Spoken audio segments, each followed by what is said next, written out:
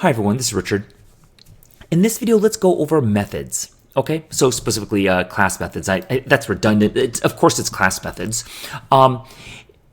Methods are stuff that your objects can actually do. Okay, so if we have a dog, what can it do? Well, it can fetch, it can run, it can bark. So basically, it is things that you can actually have your object do.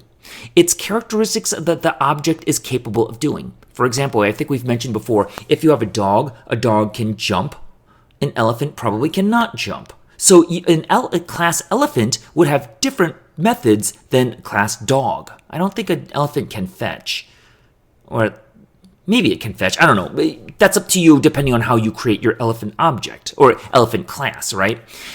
So if we do something like this, dog, Fluffy is new dog. By the way, notice the parentheses right inside here. What that means is that's a call, okay? And what the call means is do it right now. And that kind of means, well, when else would you do it? Okay, just remember, do it right now. That's what the call means. So you're calling the dog class, you're instantiating actually, and if it's in front of a method, it would be called, you're calling a method, okay? So let's just keep that in mind. So of the class dog, I'm going to have it actually do stuff, okay? But when you think about real life, like you have a dog, what can you have it do, okay? So you can tell it to do something, or you can tell it to do something for you, okay? For example, I can have a dog and I could say, go to the bathroom outside, right? So or I can say, give me something here. So dog, is there somebody at the door? Dog would run over to the door, run back and say, ruff, which means no in dog language. Or you can say, bring me the bird. It would go get the bird and bring it back. Okay, so you can either do something or you can return something. You can either give me a value of something or you could just do something without giving me a value. I'm spending a lot of time on this and I'm really sorry, but that's actually important.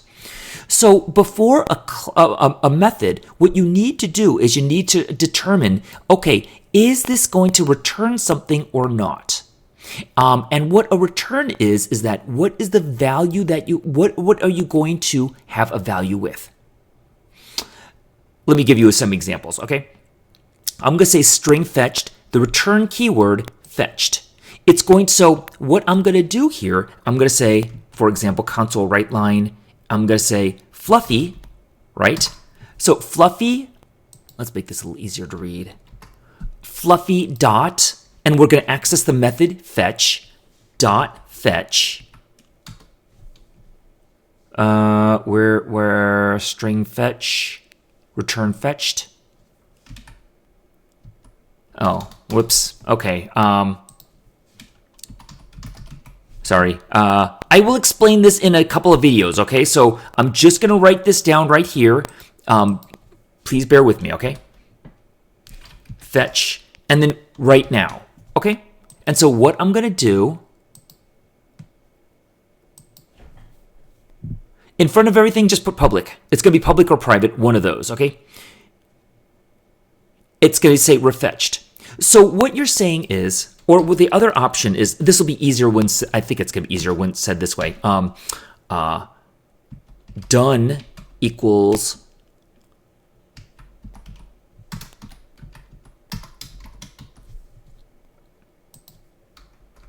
and so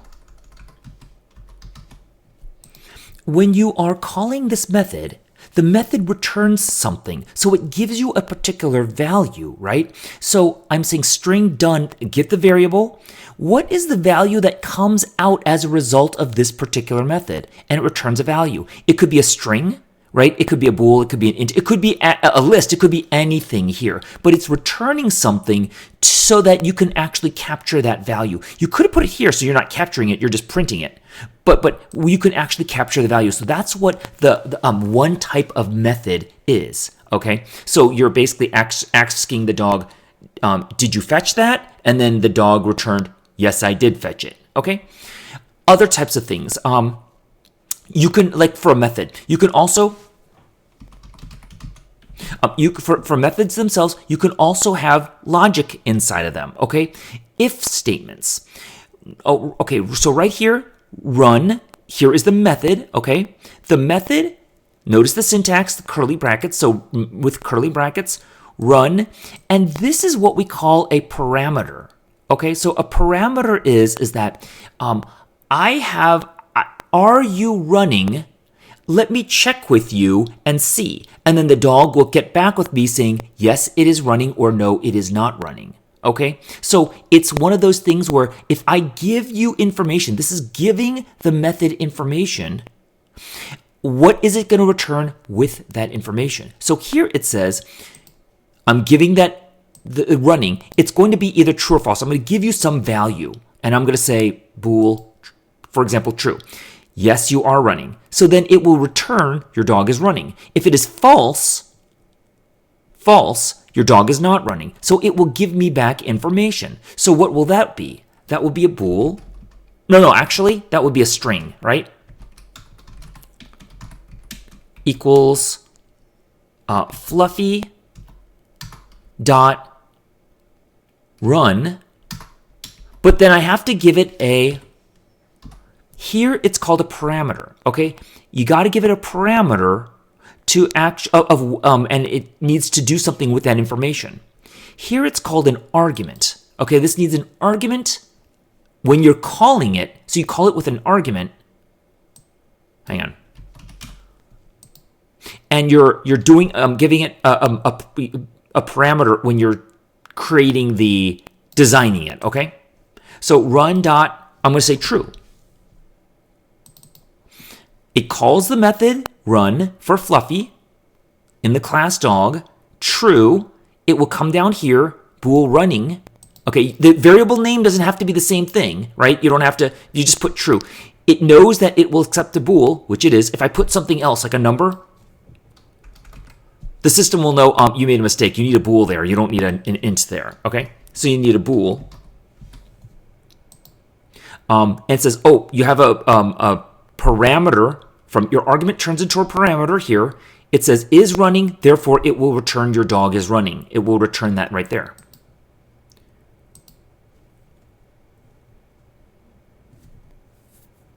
And let's see how that goes. Your dog is running. Okay, if you put false, of course, it would put your dog is not running. So that's one other aspect of a method. So I hope that one's clear too. Lastly, we have, remember I said you could either have the dog do something or it can return you something, or any object itself. If it doesn't return something, you call that void. Okay, so it's not a type, right? So in this case, I'm going to print out bark. So I'm not returning anything. So can I say run equals fluffy.bark? Well, no, because you're not returning a value. There's no value to that. It will do the task of printing it, but that's all you got, right? This will not print, right? Because it's just a value. It will give you the value to run, but you're not printing it unless you specifically say print this out. But down here, the system is printing it out, and so you're not returning, giving this method a value, and there's no parameter, okay? So what we would do for that one, we would say fluffy.bark, and you call it, okay? This one we probably should wipe out. I'm gonna comment it out for right now. You should wipe that out just because there's nothing to write. The system.console is already right here.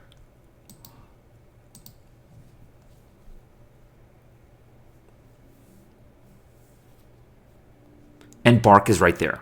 Okay, so those are methods. Methods are basically verbs. They're also called functions. In a method, it's called in a class, it's called a method. Outside of a class, in other languages called functional languages, are called functions. It's the same thing. It's verbs. What is this object going to be capable of doing? All right. You either return something or you do something. All right. So let's keep that in mind. I'm going to talk about what this means to the public every single time. Not every single time, but in the near future. And so please hang in there, okay? Thanks a lot.